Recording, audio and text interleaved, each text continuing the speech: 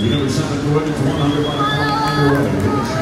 In lane 4, fifth in the NCAA this season with a 50.9.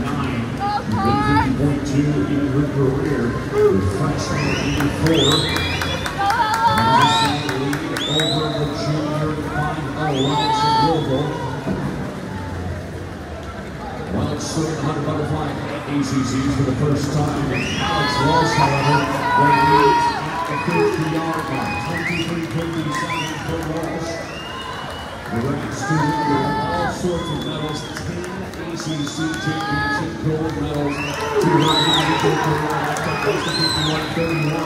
But that's from 2019. She's in touch with the top time, 50.35. Both are up the ranks to the 5th fastest one in NCAA this season.